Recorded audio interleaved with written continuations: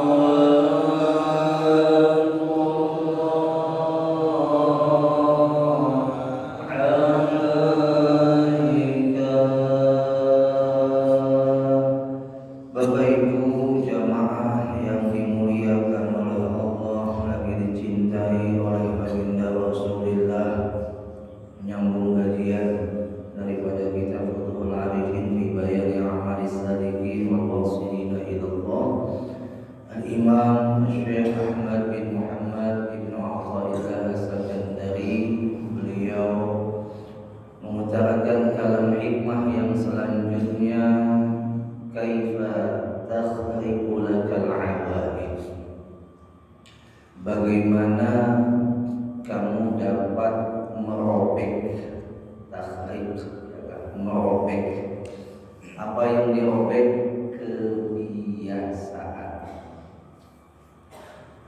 Atau mafhumnya, maksudnya, bagaimana kamu itu bisa mendapatkan sesuatu yang menyalahi adat.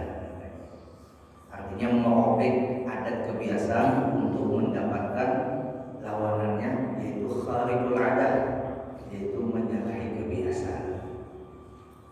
Normalnya kita menjalani hidup dengan hukum adi, hukum kebiasaan. Lalu ujar Imam Ibnu Athaillah, bagaimana kamu bisa mendapatkan khariqul adat, yaitu yang menyalahi adat atau merobek itu kebiasaan. Wa anta lam takhriq min nafsika ma'wahid, padahal kamu belum ataupun tidak mampu merobek kebiasaan burukmu, kebiasaan nafsumu. Hendak mendapatkan khariqul adah, menyalahi kebiasaan, maka robek dulu, hilangkan dulu, atau paling minimal kurangi dulu kebiasaan nafsumu, kebiasaan burukmu.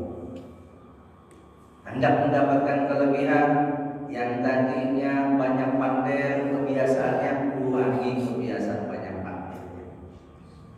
Yang tadinya kebiasaannya malas, mengikuti hawa nafsu, selalu dengan santai, bermalas-malasan atau beristirahat sebelum lelah, lalu dia lawan, dia robek kebiasaan itu menjadi rajin, menjadi semangat. Artinya kebiasaan yang buruk itu sudah mulai hancurkan, mulai lenyapkan, lalu timbullah yang datang kepadanya kelebihan yang disebut dengan khariqul adah, menyalahi kebiasaan. Al-awaid itu jamak daripada adah, ya kan? Kebiasaan. Jadi al-awaid itu kebiasaan-kebiasaan. Nah, al-awaid ini di dalam kitab Iqazul Himam dibagi dua. Ada al-awaid al-hissiyah, ada al-awaid al-ma'nawiyah. Al-awaid al-hissiyah seperti apa? Kathirul ta'am, banyaknya makan. Habis itu kathirun naum atau kathirun niyam, banyaknya kuring. Habis itu yang ketiga kathirul kalam, banyak pemanggil. Apalagi wa mukhalatatul anam, katujuh berkumpul lawan makhluk. Ada tapi katujuh berkumpul lawan khaliq, lawan makhluk. Habis 24 jam dicurahkan, tapi untuk Allah yang menjadikan makhluk, yang 5 waktu ditinggalkan. Maka awaid, kebiasaan secara hissiyah semacam ini, yang tadinya banyak makan mulai sudah dikurangi. Padahal Bapak Ibu coba biar sadarilah, walaupun dia itu kadang memaksakan untuk mengurangi, semakin umur itu lanjut, semakin kurang gurih, semakin kurang makan. Coba tapi yang berat-berat, semakin tua semakin kencang makan, perlu ditanyakan. Semakin tua semakin gurindar, perlu ditanyakan. Allah cabut daripada kebiasaan masa mudanya dengan dihadirkan masa tuanya supaya tahu diri. Tapi yang tadi ada loh manusia yang dia itu memang umurnya tidak sampai ke Tuhan, dia sudah berusaha untuk melawan kebiasaan itu. Yang tadinya hanya banyak makan, normalitasnya orang anu makan banyak, normalitasnya orang anu goreng banyak, normalitasnya orang anu babanderan, bawa dialog, bercengkrama itu banyak. Tapi dikuranginya, bahkan dilawatnya, dirobeknya kebiasaan itu. Maka yang datang pada dirinya adalah kharibul adab, karomah paling minimal ma'munah. Orang yang melawan hawa nafsu, yang mengurangi kehendak nafsunya, itu Allah berikan yang disebut dengan futuh, terbukanya hijab, terbukanya dinding tirai pada jiwanya, sehingga semakin bersinar jiwanya, semakin bercahaya jiwanya, mesra nur Muhammadnya. Lalu Bapak Ibu rahimahullah, lalu lagi itu ada awaid secara hisiah, sedangkan yang kedua adalah al-awaid secara ma'nawiyah. Al-awaid secara ma'nawiyah ini seperti hubbul jah, wa hubbul riyasa, hubbul dunia, wa talabul khususiyah. Kebiasaan secara maknawi manusia itu tertuju lawan yang namanya pangkat jabatan. Ya, tertuju yang namanya dunia, tertuju yang namanya keutamaan. Nah, dia sudah merasakan kebiasaan itu pada dirinya yang condong kepada tertuju ke pangkat, tertuju dimuliakan, tertuju dunia, tertuju apalagi harta. Itu normalnya. Namun ini yang hadir kelihatan pada subuh ini. Siapa yang pada ketujuh harta angkat tangan? Diangkat tangannya. Ayo Pak. Siapa yang ada ketujuh pangkat angkat tangan? Ketujuh pangkat, masalah pangkatnya lah. Ketujuh harta, ketujuh pangkat. Itu memang normalnya manusia. Normalnya ada kebiasaan manusia itu ketujuh yang namanya pangkat, dimuliakan itu ketujuh. Dia robek kebiasaannya, dia kurangi kebiasaannya yang ada pada dirinya. Yang tadinya hubbud dunia, dia pindah kepada zuhud. Yang tadinya hubbul jah, hubbul riyasa, dia pindah kepada khumul. Itu dari sifat yang tercela dia pindah kepada sifat yang terpuji. Berusaha dia merobek hal-hal yang kebiasaan pada normalitas umumnya manusia. Lalu akhirnya dia mendapatkan yang disebut dengan kharibul adab, menyalahi dengan kebiasaan. Baik itu ma'nah, karomah, mukjizat, ada mungkin. Pokoknya Nabi. Ya. Tapi ini judul pelet mukjizat cinta ujar. Ya. Bahasa mukjizat ini kan disandingkan kepada para nabi dan para rasul, dan mukjizat Nabi sampai kiamat yang masih ada dan kita temui apa? Al-Quran. Mukjizat Nabi yang sampai kiamat dan kita pun menemuinya saat itu Al-Quran. Itu mukjizatnya.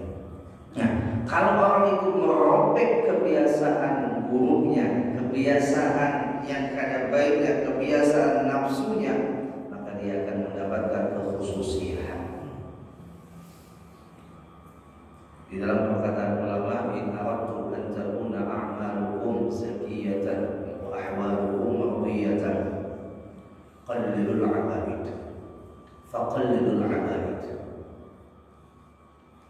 Jika kamu hendak amal kamu itu suci bersih dan juga keadaan hati hewanmu diridhoi, maka faqallilul 'abaid, kurangi kebiasaan yang ada pada manusia. Kurangi. Yang tadinya kita tujuh bau kumpulan yang tak ada faidah, dikurangi. Kenapa? Kenapa? Kenapa innal awaid tamna'ul fawaid. Itu kata ulama. Fa innal awaid tamna'ul fawaid. Karena sesungguhnya kebiasaan normalnya manusia itu mencegah faidah-faidah yang khusus. Dia tidak mendapatkan kekhususiaan dari Allah kalau dia masih menonjolkan normalitasnya sebagai manusia. Makanya ada yang disebut dengan wujudnya manusia tapi hatinya malaikat. Karena ada sebuah istilah.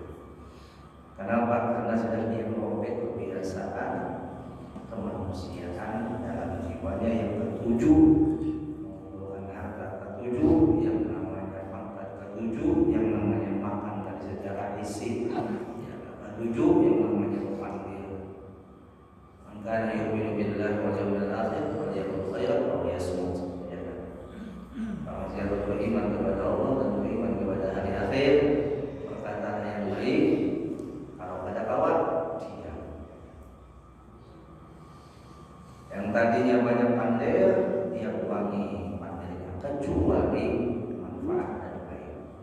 Fakal lil a'wab, kurangi kebiasaan. Maka dia akan mendapatkan kekhususan, kelebihan yang tidak didapatkan oleh orang lain. Ada satu kecondongan dia di dalam hati cuma cinta kepada harta, itu biar apa? Dengan cara apa dia lawan?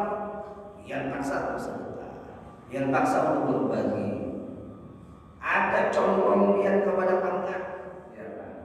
Lalu dia mengejar terus pangkat dunia, ya harta memanipulasi suara pemilih masalah. Nah tadinya ke depannya sudah memang jalannya di situ, di perpolitikan sini berubah. Apa ini namanya manhajnya, caranya berubah. Yang tadinya pakai money politik jujur. Jadi adakah urusan Allah? Yang penting jalannya jangan selalu terobsesi. Terobsesi itu apa namanya kan? Kehandakan, nah namanya kehandakan. Saking kehandakannya pas harap-harap tadi harap, ya kan? Harap-harap tadi harap. Sini berubah. Yang tadinya ketujuh makan mulai kurangi. Mau Ustaz ada numpang makan nyaman. Namun juga kadang mengurangi makanan yang ada bagi orang yang fakir, bagi kepada yang miskin. Mulai bertahap sampai akhirnya biasakan puasa masalah. Setiap bulan dia mulai, setiap minggu Senin Kamis. Itu orang itu menginginkan mendapatkan spesial kekhususan dari Allah. Harus bisa dia berani melawan kebiasaan buruknya. Nah, Bapak Ibu rahimahumullah wa azabakumullah. Kalau sudah orang itu bisa seperti itu, maka akan timbul karamat. Karamat itu ada 3. Ada yang disebut dengan karamat hissiyah, ada yang disebut dengan karamat ma'nawiyah, ada yang disebut dengan karamat hakikiyah. Apa itu karamat hissiyah? Karamat yang bisa dilihat oleh orang lain. Karamat ma'nawiyah, karamat yang ada kalau dilihat orang lain. Kalau karamat yang bisa dilihat orang lain, Allah berikan kelebihan masalah, ya, seperti para wali, qatayyiz zaman, qatayyil makan, bisa melipat tempat, bisa melipat waktu, melipat tempat. Di sini begana, timbul di sana. Itu namanya karamat secara hissiyah. Ada karamat secara ma'nawiyah, bertambahnya iman. Kada dilihat orang, kata orang melihat hanya dirinya yang merasakan. Bertambahnya iman, bertambahnya keyakinan, bertambahnya kecintaan kepada kebaikan, bertambahnya kehidupan kegembiraannya pada kebaikan dan ketaatan. Itu namanya karamat secara ma'nawiyah. Tadinya biar ada tapi ketujuh di masjid ketujuh, nah itu sudah mendapatkan karamat ma'nawiyah. Yang tadinya biar ada tapi ketujuh di majelis dibuka 7, itu sudah mendapatkan karamat ma'nawiyah. Kenapa sebelumnya kata sebelumnya kada pernah ada keinginan hendak kumpul semacam ini, timbul rasa betah yang di tempat semacam ini. Yang tadinya betah di pembatuan umpama, betah di HPI, betah di tempat-tempat malam, di tempat-tempat warung jablay umpama, alhamdulillah warung jablay ini. Ya, sian tuan urusan singgah warung jablay soalnya. Jangannya belabel pula, Anda kalau juga pilih kadang-kadang hendak juga guru singgah diminum kopi ya Pak, kalau tak singgah warung jablay maka termasuk masuk sudah. Ada pagi ya, kopi kan, malah kayaknya yang menawari bilang di ya Allah baik, muka putih, tangan hitam. Nah kalau itu asalnya dia biasa tempat dan berada di tempat semacam itu, lalu kegembiraan hatinya, kenyamanan hatinya, ketenangan hatinya berada di tempat yang baik, itu termasuk karomah secara maknawi. Ada yang ketiga, ini karomah yang paling tinggi, yaitu karomah hakiki yang bisa dilihat dan juga bisa tidak dilihat. Apa? Istiqomah. Istiqomah. Berat. Baik dia istiqomah secara berjamaah dilihat orang banyak, ataupun istiqomah ketika dia sendirian di rumah. Sudah Allah berikan di antara jejak karomat ini itu melewati proses di antaranya adalah merobek kebiasaan nafsunya, menghilangkan dan melenyapkan kebiasaan buruknya. Yang tadinya kebiasaannya subuh melayur, ya kan? Belajar berubah. Yang tadinya kebiasaannya bulan Ramadan pada puasa, ayo berniat Ramadan dipakai sudah, jangan pada puasa. Yang tadinya kebiasaan ambil sandal orang di masjid, umpama jelas sudah baik. Kebiasaan yang tadinya alhamdulillah sudah juga berada di majelis, sudah juga berada di tempat yang baik, tapi kebiasaan guring ngajak masakan, mana yang guring lah, dipaksa untuk ada guring. Merobek kebiasaan yang kada baik, maka akan mendapatkan faidah yang tidak dia sama-sama. Kenapa yo jadi bisa nyaman duduk di sini karena lagi. Dirinya pun tidak sadar. Ada orang datang masalah, kalau di sini dulu jangan mati semua orang kita mau rendah, paling nggak ada rendah, umpama kan. Mau ada apa? Ya ada nggak ada. Aduh orang datang, kabul, kabul soalnya tiupan sini. Padahal sini tiupannya mobil nggak bisa tinggi. Dia kabul. Ya tadi Allah memberikan kelebihan tanpa disangka-sangka.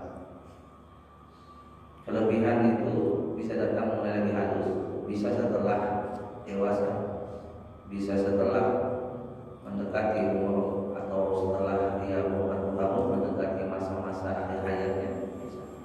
Karena selagi ada kehidupan bagi dirinya di dalam perjalanan dunia, tidak ada kata tidak mungkin bagi Allah memberikan kelebihan kepada namanya dzalika fadlullahi yu'tihi man yasha. Jadi Allah dzalika fadlullahi yu'tihi man yasha. Allah memberikan fadlullah, kelebihan, keutamaan, kespesialan, yu'tihi man yasha, diberikannya kepada siapa yang dikehendakinya.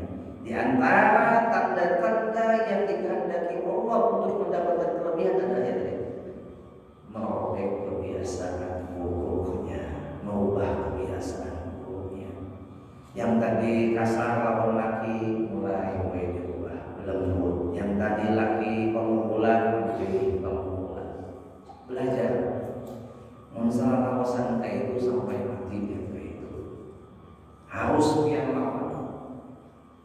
Makanya di dalam Al-Quran apa disebutkan? Inna Allah la yughayyiru biqaumin hatta hatta la yughayyiru ma bi anfusihim gitu kan. Kembali lagi. Sesungguhnya Allah tidak merubah satu kaum sehingga kaum itu sendiri berusaha merubah diri mereka sendiri. Maksudnya secara zahir dia ada usaha, secara hakikat Allah kasih pertolongan untuk dia bisa merubah keadaannya. Maka syukuri kalau dia itu ada keinginan untuk merubah yang buruk menjadi baik, berarti pertolongan Allah sudah masuk di dalam jiwa dia. Alhamdulillah ya Allah, ada rasa keinginan nak berubah, ada rasa keinginan untuk menjadi lebih baik daripada yang kemarin. Itu sudah mendapatkan satu pertolongan oleh Allah, karunia nikmat yang diberikan oleh Allah kepadanya. Tinggal terus berdoa, ya Allah, aplikasikan, realisasikan, faktualisasikan keinginan ini menjadi kenyataan.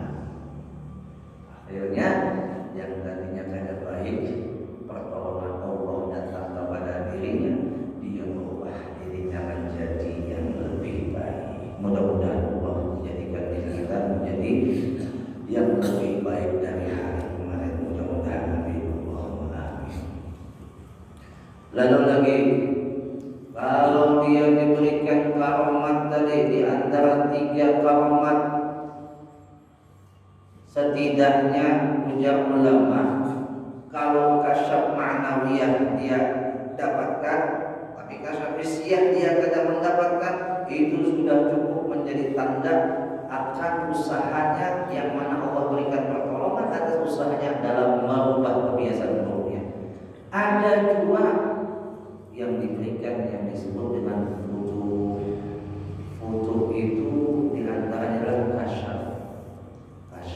Kasyaf terbagi 2 lagi, ada kasyaf hissi, ada kasyaf ma'nawi. Kasyaf hissi seperti Sayyidina Umar bin Khattab. Sayyidina Umar bin Khattab itu pernah mengatakan kepada sahabat yang lain ketika beliau memimpin jadi khalifah kedua, kata beliau, telah terjadi pembunuhan di daerah ini, aku urus. Nama sahabat yang disebut Sayyidina Umar, datang kamu ke sana, ayo cepat bantu. Padahal pada saat mana ada telepon, mana ada komunikasi secara zahir saat ini yang kita rasakan. Ada tak di zaman itu? Ujar sahabat, di mana yang tahu wahai Sayyidina Umar? Ini disebut dengan kasyaf hissi. Dia melihat jarak jauh tanpa melewati alat, itu kasyaf hissi. Ada yang disebut dengan kasyaf ma'nawi, dia melihat selain alam musyahadah, selain alam yang nyata, masuk terus kepada alam gaib. Dia bisa melihat hati, melihat keadaan hakikatnya itu manusia, melihat manusia kayak anjing, melihat manusia, melihat masih bulan kayak babi. Itu sudah masuk kepada kasyaf ma'nawi.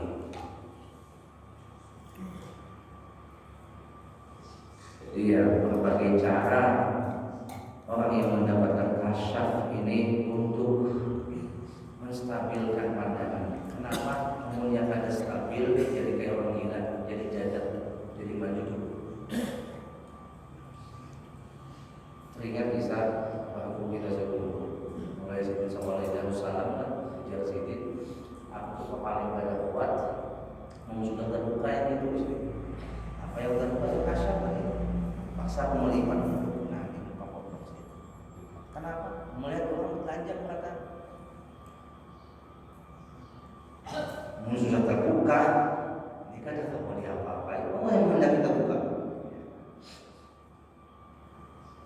Nah, bisa Allah berikan kasyaf semacam ini, tapi dengan jalan kita harus bersungguh-sungguh merobek kebiasaan kita. Yang tadinya hasad, dengki, lawan, hilangkan rasa hasad. Yang tadinya sum'ah, wujud, takabur, riya ada pada hatinya, dihilangkan sifat-sifat itu pada hatinya. Itu salah satu jalan menghilangkan daripada kebiasaan buruk pada hatinya. Nah, Bapak Ibu rahimahumullah wa rahimahumullah. Nah, kalau kasyaf ma'nawi ini tembus alam gaib, tembus alam yang disebut dengan alam malakut, alam jabarut,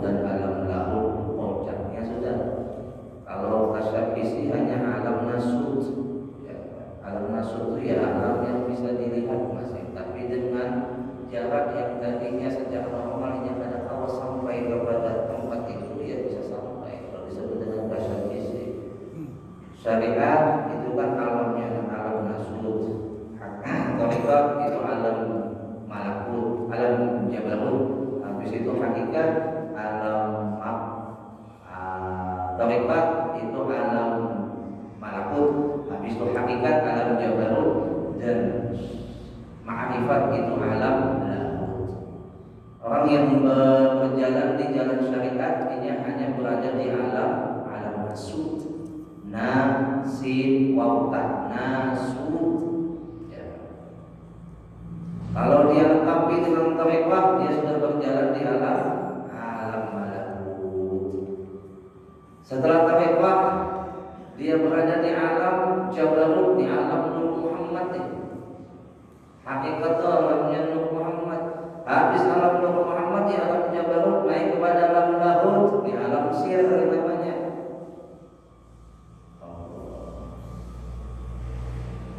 Syariat itu anaknya pada tubuh, tarekat anaknya pada hati, hakikat anaknya pada roh, ma'rifat anaknya pada sir, itu rahasia. Bisa kita memahami metode ilmu ini dengan cara belajar, tapi kada semua orang bisa mendapatkan daripada rahasia dari ilmu empat ini. Dia belajar ilmu syariat berarti hanya belajar ilmu tubuh. Ilmu tubuh ini kada kalau dia melaksanakan syariat tidak diberikan oleh Allah pertolongan. Lalu disebutlah syariat itu af'alullah, Allah. Habis itu tarekat, ya kan itu ilmu hati. Dia tidak akan bisa sampai kepada hakikat hatinya masih rikat. Biar ini masuk tarekat apa itu hatinya masih rikat, tidak bakalan sampai. Kenapa kita disuruh bertarekat? Itu jalan untuk membersihkan hati. Ya. Tarekat apa saja yang mu'tabarah, yang di wadah kampung kita ada Naksabandia, ada Samaniyah, ada Sadariyah, ada Tijaniyah, ada Al-Qadariyah, ada Al-Junaidiyah, ada Ba'alawi dan seterusnya. Itu banyak tarekat yang mu'tabarah ya. Tapi ia masuk di dalam tarekat tadi, tapi dia tidak ngerti apa dalam tujuan tarekat. Tujuan tarekat adalah membersihkan hati. Kalau dia sudah masuk di tarekat, harus sungguh-sungguh dalam membersihkan hati dengan cara amaliyah yang diamalkan oleh mursyid yang membimbing dia pada itu tarekat. Habis itu maju kepada hakikat baru sampai kepada roh, ya kenal dengan Nur Muhammad itu. Bis kepada roh, puncak alam lahut, alam ketuhanan. Ya sir itu pada lagi orang ketiga, hanya pihak dan Allah. Disebut sir, disebut rahasia, perhatikan orang ketiga. Menurut pandangan Haji Basuli, yang lain Haji Basuli, ada pihak masih itu belum disebut dengan panggilan rahasia, masih orang ketiga. Jadi apabila sudah mendapatkan sir, hanya ingat dengan Allah. Ini tenggelam benar. Nah, Bapak Ibu rahimakumullah wa ta'ala. Mudah-mudahan dengan sekelumit apa yang disampaikan pada pertemuan subuh hari ini membangkitkan semangat kita untuk merubah kebiasaan buruk kita menjadi kebiasaan yang baik, merobek hal-hal yang kada baik pada jiwa kita menjadi baik.